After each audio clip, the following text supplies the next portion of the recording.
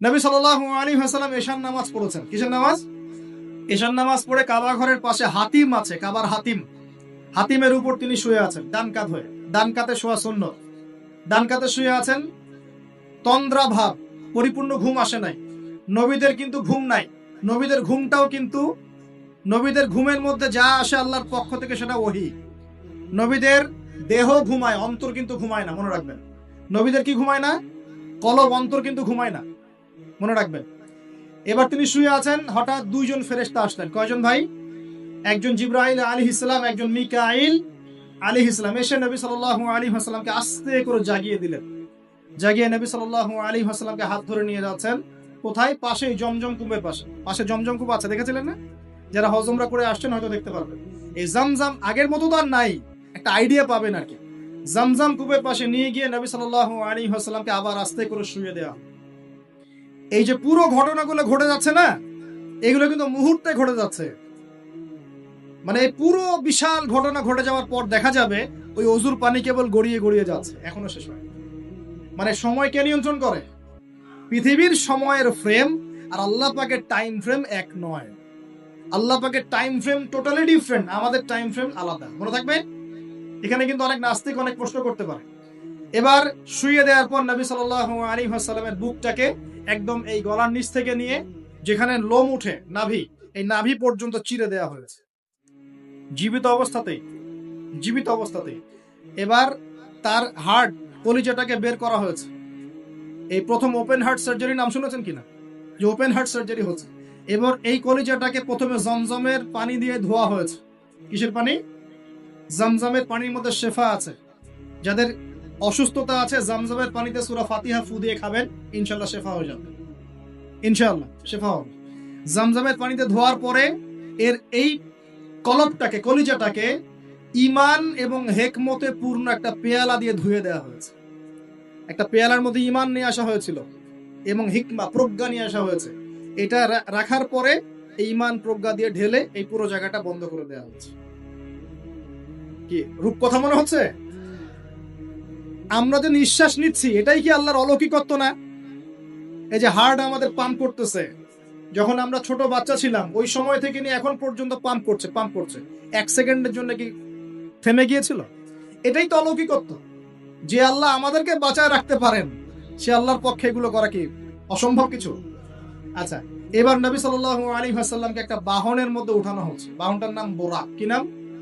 বোরাক। এবার বাহনটা হচ্ছে গাধার চেয়ে একটু বড়, খচ্চরের চেয়ে একটু ছোট এবং একটু লম্বা দেহের, সাদা রঙের। কি রঙের?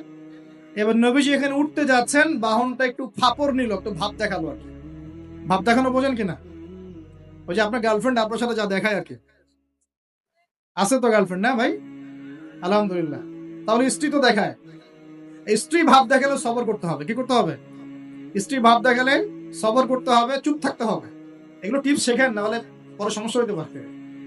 স্ত্রী ভাব দেখাতে পারে, তখন সবর করতে হবে, চুপ থাকতে হবে। পরে দেখবেন ভাব নিজেই আবার ঠান্ডা হয়ে গেছে ইনশাআল্লাহ। ঠিক আছে? আর নিজে গরম হয়ে গেলে সমস্যা। আপনি গরম হয়ে গেলে পুরো একদম তরকারি পুরো যাবে একেবারে। কথা বুঝতে পারছেন? আল্লাহ বোঝার তৌফিক দান করুন। বোরাকটা ভাব নিচ্ছে আর কি। এখন বোরাককে জিবরাইল আলাইহিস সালাম বলছেন, এই শোনো, তোমাকে সৃষ্টি করার পর থেকে, ভালো করে শুনেন, তোমাকে সৃষ্টি করার পর থেকে মুহাম্মদ সাল্লাল্লাহু আলাইহি ওয়াসাল্লামের চেয়ে শ্রেষ্ঠ কোনো মানুষ তোমার গায়ে পা দেয় নাই। বলেন আল্লাহু আকবার। বলেন আল্লাহুম্মা সাল্লি আলা মুহাম্মদ, আল্লাহুম্মা বারিক আলা মুহাম্মদ। তোমাকে সৃষ্টি করার পর থেকে মুহাম্মাদের চেয়ে সাল্লাল্লাহু আলাইহি ওয়াসাল্লাম শ্রেষ্ঠ কোনো মানুষ তোমার পিছে ওঠে নাই। সুবহানাল্লাহ। জান্নাত থেকে এই বাহনটা নিয়ে আসা হয়েছে। কোত্থেকে? জান্নাত থেকে। এবার তিনি বোরাকে উঠলেন। বোরাক, ও আচ্ছা, বোরাক এই কথা শুনে কি করলো? বোরাক এই কথা শুনে ভাব তো চলে গেলই গেল, ও ঘামা শুরু করেছে, ঘামা শুরু করেছে, ঘামতে শুরু করেছে। অনেক সময় হয় না যে বড় কোনো ব্যক্তির সামনে গিয়ে মানে থরথর করে কাঁপা শুরু করেছে, ও ঘামা শুরু করেছে। এবার নবী সাল্লাল্লাহু আলাইহি ওয়াসাল্লাম উঠে বসলেন, বিসমিল্লাহ। এবার চলছে। কোথার দিক, কোন উদ্দেশ্যে চলছে? ওই যে জেরুজালেম, নাম শুনেছেন কিনা? ওরাই তারা, আমি তো বারবার বলি আপনারা বিশ্বাস করেন না অনেকেই, এরাই তারা যারা দাজ্জালকে অনুসরণ করবে, দেখে নিয়েন সামনে। এবং এদেরকে নিয়ে দাজ্জাল বিশ্বটাকে শাসন করবে। বিশ্ব কেউ একা শাসন করতে পারে না, অনুসারী লাগে, এরাই তাদের অনুসারী। যারা বিশ্বের বড় বড় ডিপার্টমেন্ট এখন নিয়ন্ত্রণ করছে, ঠিকই, অবশ্যই নিয়ন্ত্রণ করছে, ভিতরে ভিতরে, আপনারা বুঝতে পারছেন। এবার ওই দিকে ছুটলো বোরাক। কিভাবে ছুটলো? নবীজি বলছেন সাল্লাল্লাহু আলাইহি ওয়াসাল্লাম, আমাদের চোখের সীমা যতদূর পর্যন্ত যায়, বোরাকের একটা পাই ততদূর পর্যন্ত যাচ্ছে। কখনো সূর্যাস্ত দেখেন নাই? কতদূর পর্যন্ত তাকানো যায়? ওই যে সূর্য ডুবছে অতদূর পর্যন্ত বোরাকের একটা পা চলে যাচ্ছে। নিঃসন্দেহে আলোর বেগের চেয়ে বেশি বেগে যাচ্ছে সে। যদি যারা ফিজিক্স পড়ছেন, এই যে অ্যাস্ট্রোনমি নিয়ে পড়াশোনা করছেন, আপনারা তো জানেন আলোর বেগের চাইতেও যদি দ্রুতগামী কোনো বাহন আবিষ্কার করা যায়, তাহলে সময়ের চেয়ে বেশি দূরে যাওয়া যাবে না? যাওয়া যাবে। বোরাকের গতি নিঃসন্দেহে আলোর গতির চেয়ে বেশি ছিল। এবার নবী সাল্লাল্লাহু আলাইহি ওয়াসাল্লাম বলছেন যে আমরা যখন বাইতুল মাকদাস বা ওই যে বাইতুল মাকদিস, ওই যে মসজিদুল আকসার ওখানে গেলাম, জিবরাইল আলাইহিস সালাম একটা পাথরের মধ্যে ফুটা করলেন, সেই পাথরের মধ্যে ফুটা করে বোরাকটাকে বেঁধে রাখলেন। আর এই পাথরের ফুটার মধ্যেই সমস্ত নবী রাসূল, এই পর্যন্ত যত নবী রাসূল এসেছেন, ওই ফুটার মধ্যেই তাদের বাহনকে বেঁধে রাখতেন। সুবহান। এবার নবীজি মসজিদে ঢুকলেন, ঢুকে দেখছেন একজন মানুষ নামাজ আদায় করছেন, একটু লম্বা গড়নের, ছিপছিপে দেহ, তো লম্বা, চুলগুলো কোকড়ানো কানের লতি পর্যন্ত। মনে থাকবে, চুলগুলো কোকড়ানো কি পর্যন্ত? তোমাদের মতো ছেলা নয় ডান বাম, কানের লতি পর্যন্ত চুল, ছিপছিপে দেহ, লম্বা, শানুয়া গোত্রের মতো। নবীজি বলছেন অনেকটা শানুয়া গোত্রের মানুষের মতো। শানুয়া গোত্র কারা একটু দেখে নিবা অনলাইনে। এখন নবী সাল্লাল্লাহু আলাইহি ওয়াসাল্লাম জিজ্ঞাসা করছেন উনি কে? জিবরাইল আলাইহিস সালাম বলছেন উনি হচ্ছেন নবী মূসা আলাইহিস সালাম। আল্লাহ কিভাবে এটা করলেন আল্লাহ ভালো জানেন, এটা আমরা ব্যাখ্যা করতে পারবো না। নবী মূসা আলাইহিস সালাম নামাজ পড়ছেন, আরেকজনকে দেখলেন তার গড়ন কিছুটা মাঝারি ধরনের, চুলগুলো হচ্ছে সিল্কি, মানে স্ট্রেট চুল, লম্বা এবং সোনালী রঙের। কি রঙের? সোনালী। এবং গায়ের কালারটা হচ্ছে সাদা এবং লালের মিশ্রণে গঠিত। নবীজি জিজ্ঞাসা করলেন উনি কে? তাকে বলা হচ্ছে উনি হচ্ছেন নবী ঈসা আলাইহিস সালাম। এবার নবী সাল্লাল্লাহু আলাইহি ওয়াসাল্লাম সমস্ত আম্বিয়া কেরামের সামনে চলে গেলেন এবং সমস্ত নবীদেরকে নিয়ে 2 রাকাত নামাজ পড়লেন।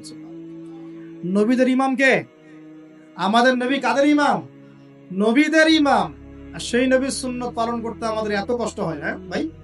লজ্জা লাগে? দাঁড়িয়ে রাখলে লজ্জা লাগে না? টাকনুর উপর কাপড় তুলে লজ্জা লাগে? আস্তাগফিরুল্লাহ, আল্লাহ আমাদেরকে মাফ করুক। আমরা সর্বশ্রেষ্ঠ মানুষের উম্মত, সর্বশ্রেষ্ঠ নবীর উম্মত। আল্লাহ পাক আমাদেরকে যোগ্য উম্মত হওয়ার তৌফিক দান করুন। নবীজি নামাজ পড়লেন, নামাজ শেষ। নামাজ, ও আরেকটা কথা, আরেকজনকে নবীজি দেখলেন, তার অবয়ব সম্পর্কে তিনি বলছেন দেখতে হুবহু আমার মতোই। নবীজি বলছেন দেখতে হুবহু আমার মতোই। জিজ্ঞাসা করলেন তিনি কে? জিবরাইল আলাইহিস সালাম বলছেন তিনি হচ্ছেন নবীগণের পিতা ইব্রাহিম আলাইহিস সালাম। ইব্রাহিম আলাইহিস সালামের দেহের গঠন, চেহারা একদম আমাদের নবীর মতো ছিল। সুবহানাল্লাহ। হয়তোবা এই কারণেই, হয়তোবা আল্লাহ ভালো জানেন, আমরা কিন্তু দরুদে কার নাম পড়ি? নবীর নামের সাথে ইব্রাহিম আলাইহিস সালামের নাম পড়ি, এবং তার জীবনীর সাথে আমাদের নবীর জীবনী কিন্তু হুবহু মিল আছে। আমাদের নবীজিকে হিজরত করতে হয়েছে, ইব্রাহিম আলাইহিস সালামকে করতে হয়েছে। ইব্রাহিম আলাইহিস সালামকে আগুনের পরীক্ষা দেওয়া লাগছে, আমাদের নবীকে বদরে উহুদে পরীক্ষা দেওয়া লাগছে, লাগে নাই? আমাদের নবীকে পাশে ছিলেন স্ত্রী খাদিজা রাদিয়াল্লাহু আনহা, ইব্রাহিম আলাইহিস সালামের পাশে ছিলেন স্ত্রী সারা এবং হাজরা আলাইহিম আসসালাম। মানে টোটালি মিল পাবেন আপনি দেখবেন টোটালি মিল আছে। ওইদিকে যাচ্ছি না আমি।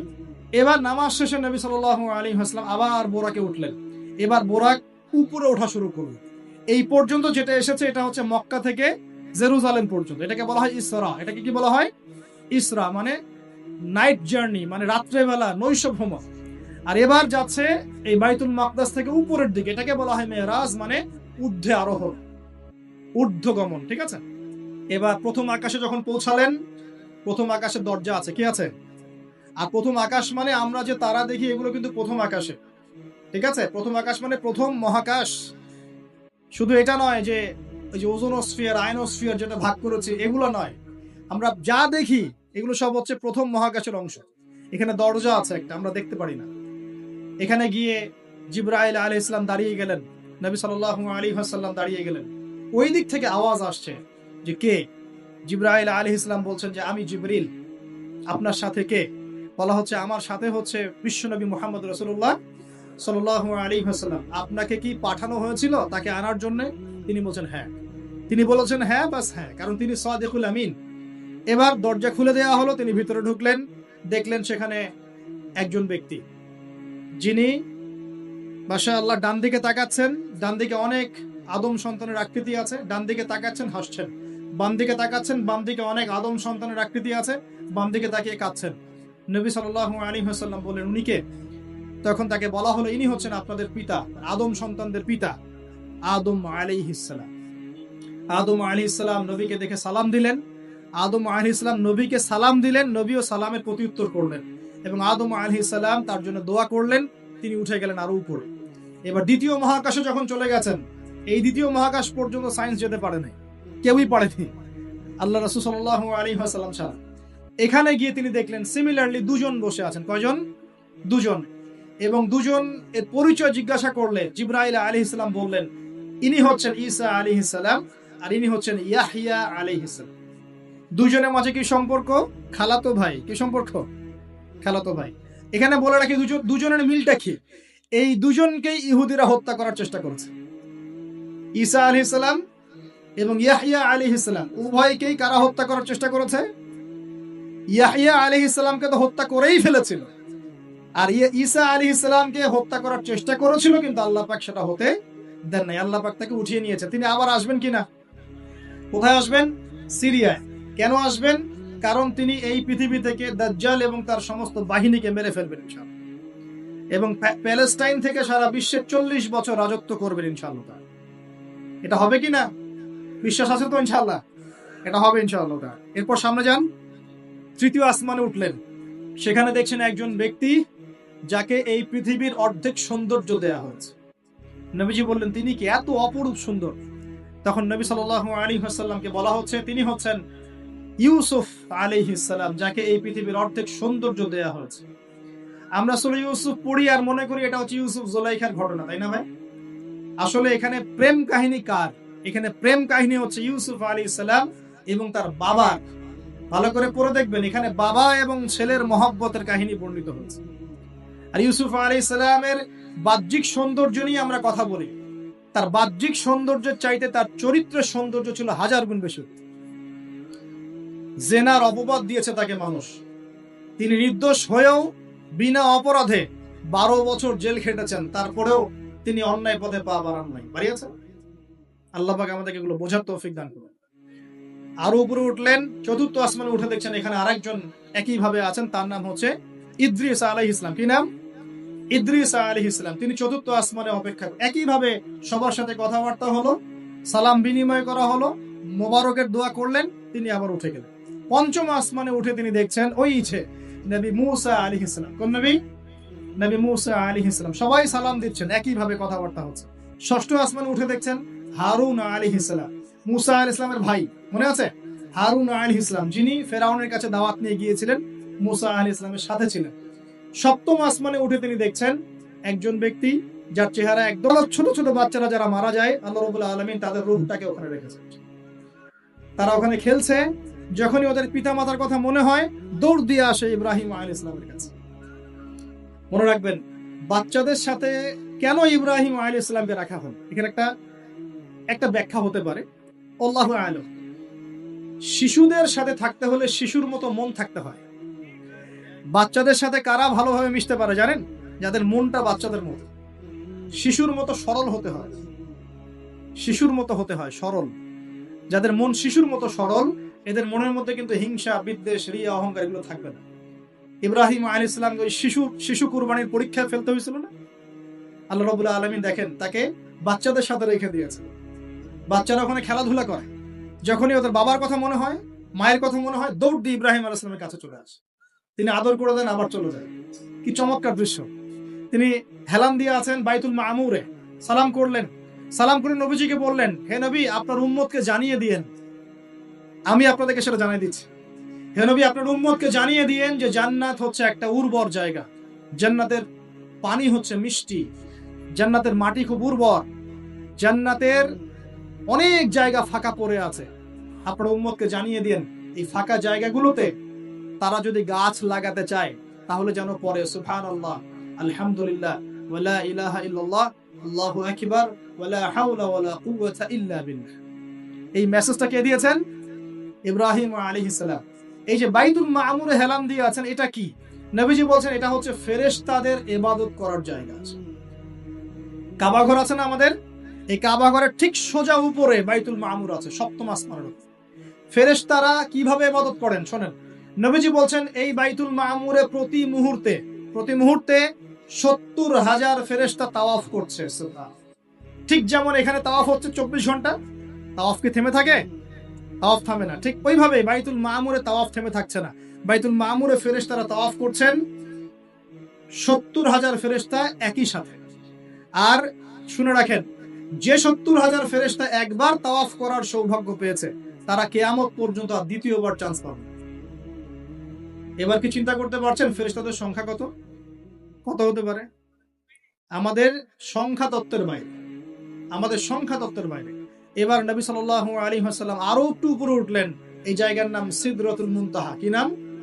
সিদরাতুল মুনতাহা। এটা হচ্ছে একটা বড়ই গাছ দেখেছেন তো? এটা নবীজি বলছেন এত চমৎকার এই বড়ই গাছ, এর মধ্যে এত বেশি রং ছিল যে রংগুলোকে আমি ব্যাখ্যা করতে পারবো না। এর পাতাগুলো ছিল হাতির কানের মতো এবং এর ফলগুলো ছিল মটকার মতো বড় বড় এক একটা, এবং এর মধ্যে প্রজাপতি বসেছিল। এই প্রজাপতিগুলোর রং এত চমৎকার যেগুলো আমাদের পৃথিবীর রঙের মতো নয়। মানে এগুলো ব্যাখ্যা করার মতো শব্দ আমাদের কাছে নাই। অ্যামেজিং। এটা কোন জায়গা? আমাদের সবার রূহগুলো যেখানে উঠে যায়। এটা কোন জায়গা? আমাদের সবার নেক আমলগুলো যেখানে উঠে যায়। সবার রূহ, মৃত ব্যক্তিদের রূহ বা আত্মা এবং নেক আমলগুলো এই পর্যন্ত ওঠে, এরপরে সেখান থেকে উঠিয়ে নেওয়া হয়, এরপরে তারা আর যেতে পারে। একইভাবে উপর থেকে আল্লাহ পাকের কোনো আদেশ আসলে এই সিদরাতুল মুনতাহা পর্যন্ত আসে, এরপর সেখান থেকে নিয়ে আসা। আমি কি বুঝতে পারছি? এই হলো সিদরাতুল মুনতাহা, যেটা ফেরেশতাদের শেষ সীমা। এরপরে ফেরেশতারা আর যেতে পারবেন না। আল্লাহ পাকের নিকটবর্তী ফেরেশতারা ছাড়া নর্মাল যারা, তারা ওখানে যেতে পারবে। নর্মাল মানে বলছি যারা এমনি অন্যান্য দায়িত্বে আছেন তারা সেখানে যেতে পারবেন না। এই পর্যন্ত লাস্ট ওই যে লাইন থাকে না, ডেডলাইন, এটা ডেডলাইন, এরপর যেতে পারবে। এবার আমাদের নবীকে এখানে বাহন চেঞ্জ করে দেয়া হলো, অন্য একটা বাহন আরো দ্রুতগামী তাকে দেয়া হলো। এই বাহনে করে নবীজি একদম আলো পর্দা ভেদ করে উপরে উঠছেন, আল্লাহ পাকের একদম কাছাকাছি আসছে। কাছাকাছি আসার পর তিনি বলছেন, আমি তখন শুনতে পেলাম যে আল্লাহ পাকের নিকটস্থ ফেরেশতা যারা আল্লাহর আদেশ লিখে রাখেন, তারা কলম দিয়ে লিখছে আল্লাহর আদেশ। এই কলমের লিখার খসখস শব্দ আমি শুনতে পেলাম। আল্লাহু আকবার। এবার আল্লাহ রাব্বুল আলামিন তাকে কাছে নিয়ে, শোনেন প্রিয় ভাই উম্মতে মুহাম্মাদি, শুনে রাখো, আল্লাহ পাক 3টা স্পেশাল ওহী করলেন। কয়টা ভাই? 3টা। অন্যান্য অনেক কথা তো হয়েছে, সেগুলো তো আমরা হাদিসের মধ্যে আমরা ডিটেলস বলতে পারছি না, সময় শর্ট। 3টা স্পেশাল ওহী আল্লাহ রাব্বুল আলামিন করেছেন। তার প্রথমটা হচ্ছে নবী সাল্লাল্লাহু আলাইহি ওয়াসাল্লামকে এই জায়গায় 50 ওয়াক্ত নামাজ হাদিয়া গিফট দেয়া। কত ওয়াক্ত? এবার নবীজি 50 ওয়াক্ত নিয়ে চলে আসছেন।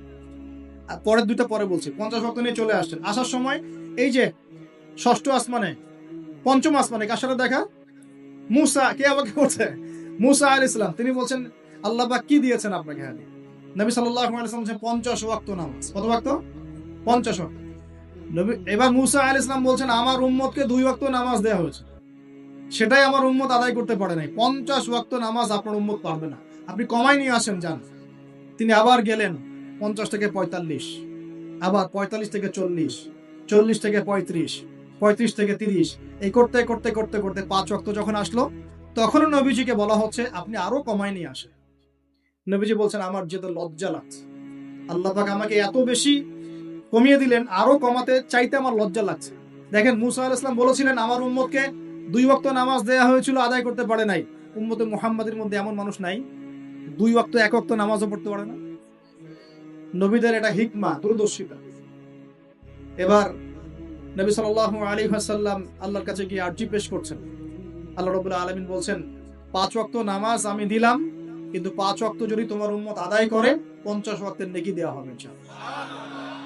আরেকটা বেনিফিট তোমার উম্মতের যে কোনো ব্যক্তি যে আমলই করুক না কেন 10 গুণ বাড়ায় নেকি দেওয়া হবে। কিন্তু তোমার উম্মতের কোনো ব্যক্তি যদি গুনাহ করে তাহলে গুনাহকে 10 গুণ বাড়ায় দিব না ইনশাআল্লাহ। গুনাহ একটাই থাকবে। গুনাহ কি হবে? একটাই থাকবে। আর নেকির কাজ করলে 10 গুণ বাড়ায় দেওয়া হবে। 1 টাকা দান করছেন 10 টাকার নেকি হবে। 1 রাকাত নামাজ পড়ছেন 10 টাকাতে নেকি হবে।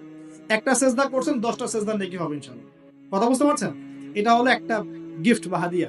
সেকেন্ড গিফটটা হচ্ছে আল্লাহ রাব্বুল আলামিন নবী সাল্লাল্লাহু আলাইহি ওয়াসাল্লামকে সূরা বাকারার শেষের 2টা বা 3টা আয়াত ওহী করলেন। কয়টা ভাই? শেষের 2টা বা 3টা।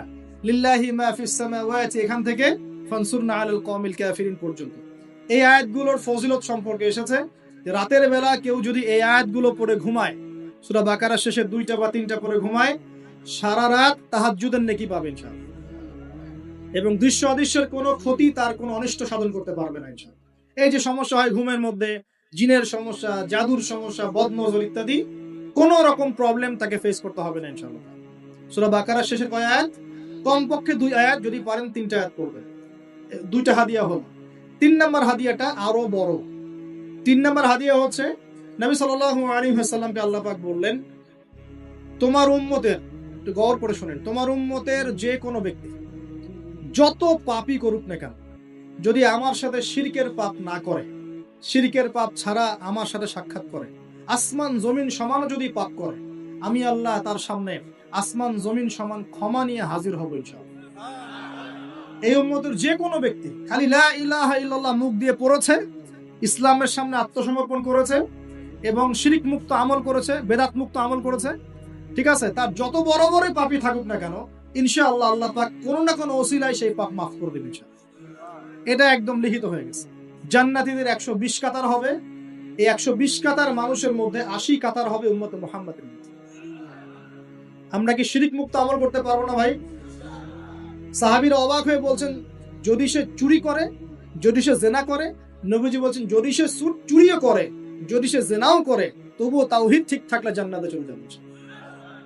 এমনকি তাওহীদ ঠিক করে চুরি করা শুরু করবো? তাওহীদ ঠিক করে কি জেনা করা শুরু করবো? এখানে আল্লাহ পাকের তাওহীদের গুরুত্ব বোঝানো হয়েছে।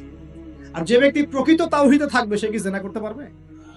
আল্লাহ পাক আমরা সবাইকে 3টা হাদিয়া গ্রহণ করার তৌফিক দান করুন। আমার সাথে বলেন, 50 ওয়াক্ত নামাজ মানে 5 ওয়াক্তই। 5 ওয়াক্ত মানেই 50 ওয়াক্ত। 1 ওয়াক্ত পড়ছি মানে 5 ওয়াক্ত পড়ছি। 1 ওয়াক্ত পড়ছি মানে 10 ওয়াক্ত পড়ছি। 1 ওয়াক্ত পড়ছি মানে 10 ওয়াক্ত পড়ছি। আমরা কিন্তু 50 ওয়াক্তের নেকিই পাচ্ছি ইনশাআল্লাহ। আমরা সবাই 5 ওয়াক্ত নামাজের হেফাজত করতে পারবো তো ইনশাআল্লাহ? আল্লাহ পাক তৌফিক এনায়েত করুন, আমিন। আমরা কি সূরা বাকারার শেষের আয়াতগুলো মুখস্থ করতে পারবো ইনশাআল্লাহ? প্রত্যেক রাতে আমল করবো তো ইনশাআল্লাহ? আর শিরক মুক্ত আমল করার চেষ্টা করবো ইনশাআল্লাহ। একটা বই পড়বেন, কিতাবুত তাওহীদ, শিরক সম্পর্কে জানতে পারবেন ইনশাআল্লাহ। আল্লাহ পাক তৌফিক দান করুন।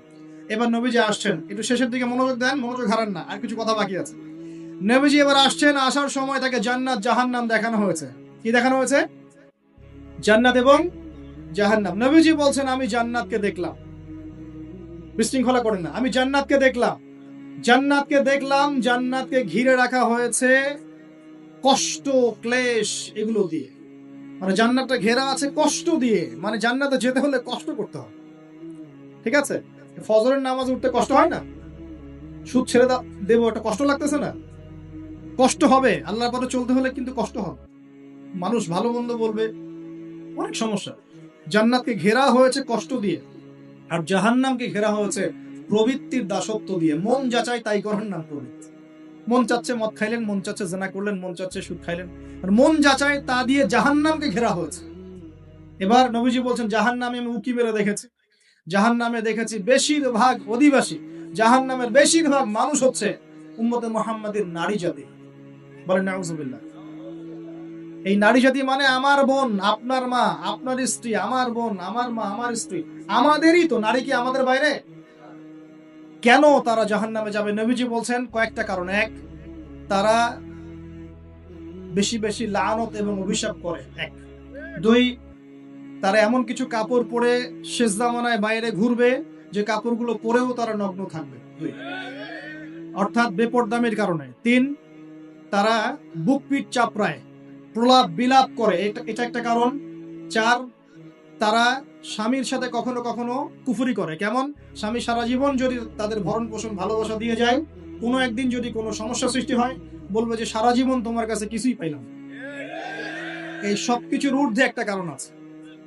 এই সবকিছুর ঊর্ধ্বে একটা কারণ আছে, সেটা হলো, শোনেন, তাদের উদ্ধত মস্তকটা আল্লাহ পাকের বিধানের সামনে সহজে অবনত হতে পারে না, চায় না। এগুলো কিন্তু সব মেয়েদের জন্য নয়। উম্মতে মুহাম্মাদির একটা অংশের মেয়েদের জন্য আল্লাহ নবী এইসব কথা বলেছেন। আবার এমনও মেয়ে আছে, শোনেন, এমনও মেয়ে আছে যারা ইমান আমল টিকে রাখার জন্য না খেয়ে থাকতেও রাজি আছে। এমনও মেয়ে আছে, এমনও বহু দিনী মেয়ে আছে আমাদের সমাজে যারা ইমান আমল ধরে রাখতে চায়, পরিবার তাকে রাখতে দেয় না। ফেরাউনের ঘরে থেকেও একজন মেয়ে জান্নাতে গিয়েছে, গিয়েছে কিনা? গিয়েছে। অতএব আমরাও যে দুধে দেওয়া তুলসী পাতা এমন নই, আমাদের মধ্যে বহু খারাপই আছে। কিন্তু নবীজি এখানে স্পেশালি বলেছেন যে শেষ জামানার মেয়েরা, নিসাউন কাসিয়াতুন আরিয়া, যারা কাপড় পরে নগ্ন থাকবে, মহিলাতুন মামিলাত, যারা অন্যকে আকৃষ্ট করবে, অন্যের দিকে আকৃষ্ট হবে, এরা জান্নাতে যাবে না, জান্নাতের গন্ধও পাবে না। নবীজি বলেছেন আমি জাহান্নামে দেখেছি বেশিরভাগ নারী জাতি। এখানে আমার মা, আমার বোন, আপনার মা, আপনার বোনের সতর্ক হওয়ার কি হেদায়েত আছে কি নাই? আর এই মেয়েদেরকে চালাই কি আমরা না অন্য কেউ? আমরাই তো আমাদের পরিবারকে চালাই কি না? আমরাই তো খাওয়াই পড়ে নাকি? তাহলে আমাদের পরিবারের বোনেরা কি পর্দা করতে পারবে না? প্রতিষ্ঠা করতে পারবেন না? পরিবারের আমাদের মায়েরা, বোনেরা, স্ত্রীরা পর্দা করবে না? এই দায়িত্ব আমাদের না? পরিবারের কর্তা আমরা নই? আল্লাহ কি আমাদেরকে জিজ্ঞাসা করবেন না? অতএব আমরাও যেন সতর্ক হয়ে যাই, আল্লাহ পাক তৌফিক দান। এই জন্য বলি, বিয়ে করতে হলে আগে দিনদারিতা দেখবেন, তারপর বিয়ে করবেন। দুনিয়াদারিতা দেখে বিয়ে করলে পরে পস্তাবেন। ছেলে মেয়ে উভয়ের প্রতি একই নসিহত, বিয়ে করতে যদি হয়, বিয়ে যদি করতেই হয়, তাহলে দিনদারিতা দেখে বিয়ে করুন। তারপর দেখবেন যে মেয়ের বংশ কেমন, সৌন্দর্য কেমন, এই সেই পরে দেখবেন। আগে দেখবেন দিনদারিতা ঠিক আছে কিনা। ছেলের ক্ষেত্রে একই বিধান, আগে দেখতে চান না কত বড় চাকরি করে, কত প্রপার্টিজ আছে, কত বড় বাড়ি, এগুলো পরে দেখবেন। আগে দেখবেন ছেলে নামাজ পড়ে কিনা, ছেলের মধ্যে সুন্নত আছে কিনা, এইগুলো আগে দেখবেন। এই বিয়ে নিয়ে প্রচুর জাহিলিয়াত সমাজে আছে, এই কারণেই পরিবারগুলো এখন ভেঙে যাচ্ছে। আল্লাহ পাক আমাদেরকে সুন্নাহ মেনে চলার তৌফিক দান করুন, বলি আমিন। নবীজি এখানে বলেছেন আমি জাহান্নামে দেখেছি বেশিরভাগ অধিবাসী নারী জাতি। আমাদের বোনদেরকে রিকোয়েস্ট করবো, সতর্ক হয়ে যান, আল্লাহর ওয়াস্তে সতর্ক হয়ে যান। কেন? শোনেন, কেন নবীজি বললেন, এই পয়েন্টটা একটু ভালো করে বোঝেন। কেন নবীজি এই উম্মতের মধ্যে বেশিরভাগ মেয়েকে জাহান্নামী বললেন? আপনি একটু চিন্তা করেন তো, এই উম্মতের মধ্যে কি এমন হয়েছে, এই উম্মতের মেয়েদের সাথে কি এমন হয়েছে যার ফলে মেয়েদেরকে আর ঘরে রাখা যায় না, সব বাইরে চলে আসতেছে? কি হয়েছে এই উম্মতের মেয়েদের সাথে? এই প্রবলেম তো আগে 200-500 বছর আগে ছিল না। 500 বছর আগে আপনি কি কোনো মেয়েকে দেখেছেন আমাদের মেয়েদের মতো বেপর্দায় সারা রাস্তাঘাট, গ্রামগঞ্জ, একদম অফিস আদালত বাজার ঘাট সব ঘুরে বেড়াচ্ছে? দেখেছেন 500 বছর আগে, 300 বছর আগে, 200 বছর আগে? লাস্ট সমসাময়িক সময়ে কি এমন হলো যে মেয়েদেরকে আর ঘরে রাখা যায় না? আমি একটা শব্দ বলে দেই, বাসায় গিয়ে রিসার্চ করবেন, সব বলে দিব। লাস্ট 100-200-300 বছরে একটা মুভমেন্ট, একটা আদর্শ ছড়িয়ে পড়েছে বিশ্বের বুকে, তার নাম হলো ফেমিনিস্ট রেভলিউশন। মনে থাকবে, ফেমিনিস্ট রেভলিউশন। এটা নিয়ে ঘাটাঘাটি করেন, বুঝতে পারবেন কেন জাহান্নামের বেশিরভাগ অধিবাসী জাহান্নামে যাবে, নারীরা কেন জাহান্নামে যাবে বেশি বেশি। এই মুভমেন্টটা নিয়ে পড়াশোনা করলেই বুঝতে পারবেন। আল্লাহ পাক আমাদেরকে বোঝার তৌফিক দান করুন, অন্তরের চোখ খোলার তৌফিক দান করুন। নবীজি আরো বলছেন আমি জাহান্নামে গেলাম, জাহান্নাম আমাকে দেখানো হলো, এবং সেখানে আমি একজন ফেরেশতাকে দেখলাম। কি দেখলাম? এই ফেরেশতা আমাকে দেখে হাসে নাই। সবাই মনোযোগ দেন, মেরাজের রাতের সবাই নবী সাল্লাল্লাহু আলাইহি ওয়াসাল্লামের সাথে হাসি মুখে সাক্ষাৎ করেছেন এই ফেরেশতা বাদ দিয়ে। নবীজি বললেন জিবরাইল আলাইহিস সালামকে, সে এত গম্ভীর কেন, তার চেহারা হাসি নাই কেন? জিবরাইল আলাইহিস সালাম বলছেন যখন থেকে আল্লাহ পাক তাকে জাহান্নামের দায়িত্ব দিয়েছেন, যেদিন থেকে আল্লাহ পাক এই ফেরেশতাকে জাহান্নামের দায়িত্ব দিয়েছেন, ওই দিন থেকে তার চেহারার হাসি চলে গেছে। আর কিছু বলতে হবে? কেন হাসি চলে গেল? খুশিতে? জাহান্নামে আল্লাহ পাকের আযাব এবং এই আযাবের দায়িত্ব পালন করতে গিয়ে তার চেহারা থেকে হাসি চলে গেছে। নবীজি জানালেন তার নাম হচ্ছে মালিক। কি নাম? মালিক। আমরা দোয়া করি আমরা যেন তার সাক্ষাৎ না পাই, আমরা দোয়া করি আমরা যেন তার সাক্ষাৎ না পাই, আমিন। এবার নবী সাল্লাল্লাহু আলাইহি ওয়াসাল্লাম আসছেন, আসার সময় সুঘ্রাণ পাচ্ছেন, সুঘ্রাণ। ও একটা কথা বলি নাই, জান্নাতে তিনি যখন দেখলেন, সেখানে দেখলেন যে এখানে বেশিরভাগ অধিবাসী হচ্ছে এই উম্মতের গরিব মানুষরা। এই উম্মতের কারা? গরিব মানুষ, টাকা পয়সা কম, এত হিসাব কিতাব নাই, পাঁচ ওয়াক্ত নামাজ পড়ে, রোজা রাখে, সাধ্যমতো দান সদকা করে, সত্য কথা বলে, জান্নাতে চলে যাবে ইনশাআল্লাহ। গরিবদের 500 বছর আগে, কত বছর আগে? তার মানে এই উম্মতের যদি কেউ গরিব হয়ে থাকি আমরা, কষ্টের কিছু আছে? ইনশাআল্লাহ কষ্টের কিছু। তারপর নবীজি আসছেন, তিনি বলছেন যে আমি একটা মিষ্টি জান্নাতি সুঘ্রাণ পেলাম। আমি জিজ্ঞাসা করলাম এটা কোত্থেকে আসছে? তখন জিবরাইল আলাইহিস সালাম বললেন, এই ঘ্রাণ আসছে ফেরাউনের মেয়ের চুল আঁচড়ে দিত একজন দাসী। হঠাৎ একদিন চিরুনি পড়ে গেল হাত থেকে, সে বিসমিল্লাহ বলে চিরুনি উঠিয়েছে, আর দাসী শুনে নিয়েছে বিসমিল্লাহ মানে, বিসমিল্লাহ মানে কি, আল্লাহর নামে মানে কি, তোমার কি ফেরাউন আমার বাবা ছাড়া আরো কোনো ইলাহ আছে নাকি? তখন সেই মহিলা বলেছিল, হ্যাঁ, আমি এক আল্লাহর ইবাদত করি, ফেরাউনেরও রব হচ্ছে আমার আল্লাহ। এই অপরাধে তাকে ফেরাউন বড় আগুনের কুণ্ডলি খুঁড়ে তাকে ওখানে নামিয়ে দিয়েছিল, এবং তার 3টা কি 4টা বাচ্চা ছিল, এই সব বাচ্চাগুলোকে তার চোখের সামনে পুড়িয়ে মেরেছে।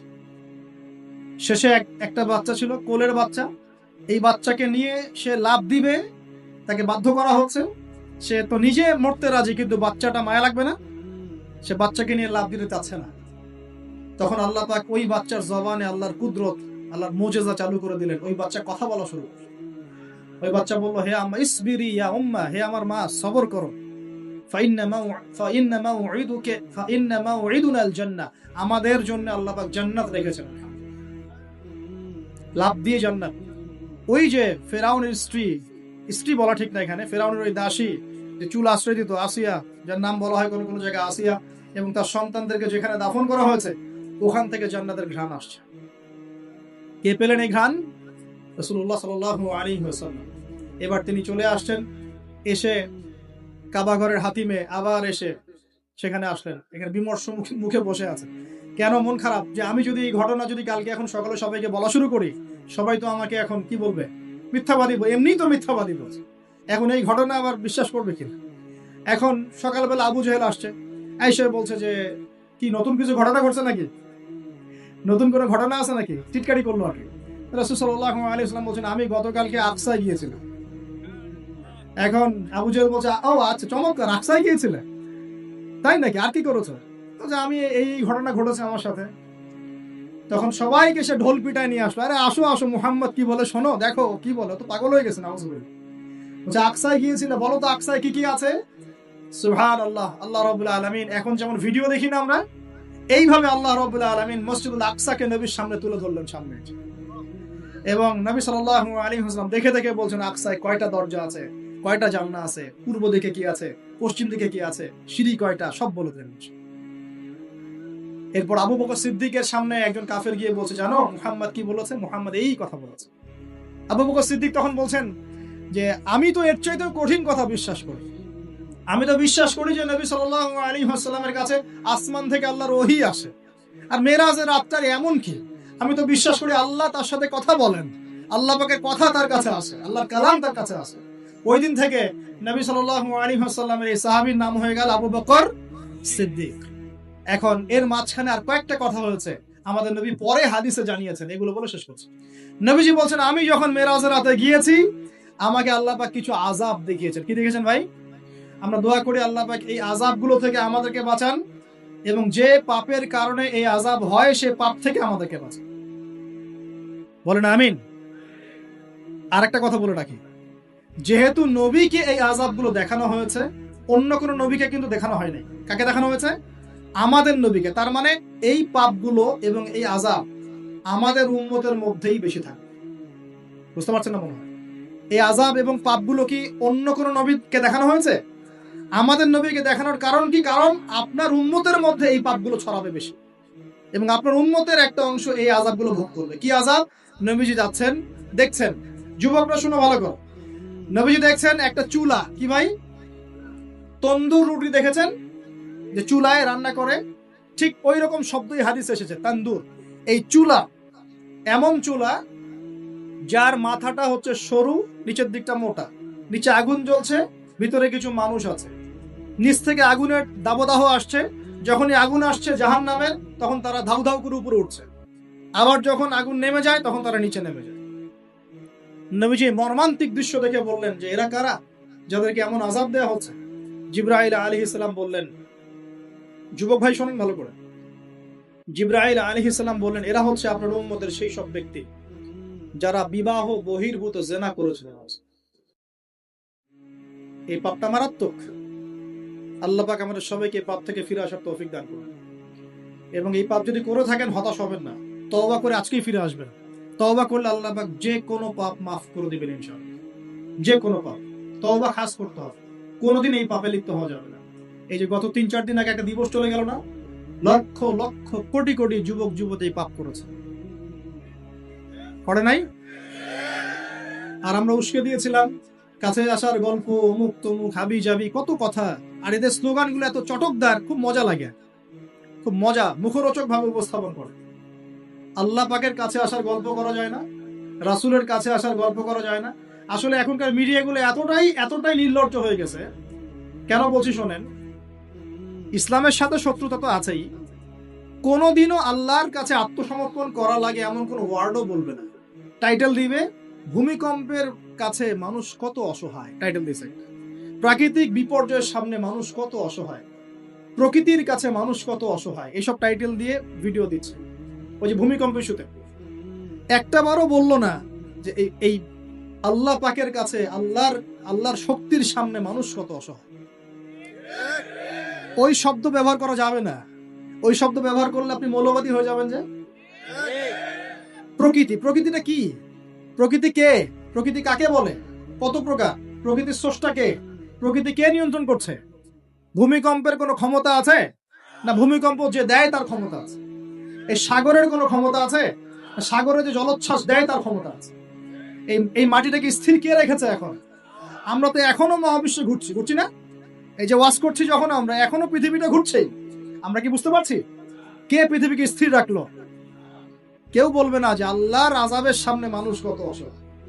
হ্যাঁ, বলবে প্রকৃতির সামনে মানুষ কত অসহায়, ভূমিকম্পের সামনে মানুষ কত অসহায়।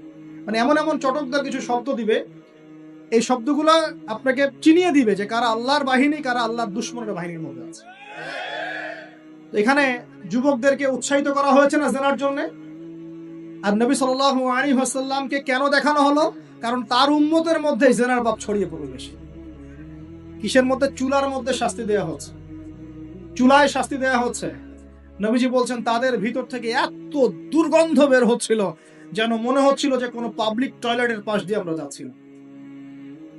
প্রিয় ভাই, আল্লাহর ওয়াস্তে জেনার ধার কাছেও যায় না। আল্লাহ পাক বলেছেন ওয়ালা তাকরাবু জিনা, জেনার কাছেও যেও না। এক নাম্বার শাস্তি কি দেখেছেন নবী সাল্লাল্লাহু আলাইহি ওয়াসাল্লাম? কিসের শাস্তি? তন্দুর চুলার মধ্যে আগুনের শাস্তি। কিসের পাপের কারণে? বলেন, জেনা। এই উম্মতে মুহাম্মাদের মধ্যে জেনা ছড়িয়ে পড়েছে কিনা? এখন আমরা কি এই স্রোতে গা ভাসাবো না দূরে থাকবো? আমরা হালাল উপার্জনের সোর্স তৈরি করব, পরে হালাল বিয়ে করবো ইনশাআল্লাহ। হালাল উপার্জনের মাধ্যম তৈরি করবেন, পরে বিয়ে করবেন ইনশাআল্লাহ। বিয়ের আগে কোনো পীড়িত নাই, সব পীড়িত বিয়ের পরে ইনশাআল্লাহ পারা যাবে ইনশাআল্লাহ। আর সব আগে ভাগে খেয়ে শেষ করে ফেললে পরে খাবেন কি? তাই না বিষয়টা? আচ্ছা, এবার সামনে যাই। নবী সাল্লাল্লাহু আলাইহি ওয়াসাল্লাম সামনে গেলেন, গিয়ে দেখলেন, এবার দেখলেন কিছু মানুষ বসে আছে, সামনে আছে টাটকা তরতাজা গোশত, একদম ধোঁয়া উঠতেছে, একদম মনে করেন ওই কালা ভুনার মতো। আর পাশে রাখা আছে পচা, নোংরা, আবর্জনাময় গোশত। এই মানুষগুলো ভালো গোশত খাচ্ছে না, এই মানুষগুলো পচা গোশতগুলোই খাচ্ছে, দুর্গন্ধযুক্ত। নবীজি বললেন এরা কারা? নবী সাল্লাল্লাহু আলাইহি ওয়াসাল্লামকে বলা হচ্ছে এরা আপনার উম্মতের সেই সব ব্যক্তি যারা বিবাহিত, ভালো করে শোনেন, এরা আপনার উম্মতের সেই সব ব্যক্তি যারা বিবাহ বহির্ভূত সম্পর্ক করেছে। মানে বিয়ে করার পরেও, বাসায় স্ত্রী থাকার পরেও বাইরে জেনা করেছে, বাসায় স্বামী থাকার পরেও বাইরে জেনা করেছে। এখন আমাকে বলেন তো, উম্মতে মুহাম্মাদের মধ্যে সমকালীন সময় এই ফিতনাটা ছড়িয়ে পড়ে নাই? পরকীয়া ছড়িয়ে পড়ে নাই?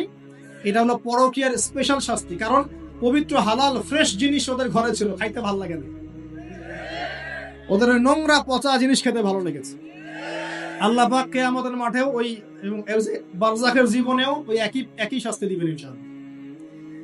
আর এখন তো মিডিয়ার মধ্য দিয়ে এই যে বিভিন্ন সিরিয়ালস, নাটক, হাবি জাবি, এগুলোর মধ্য দিয়ে এটাকে উস্কে দেওয়া হচ্ছে, এটাকে অ্যাভেলেবেল করে ফেলা হয়েছে।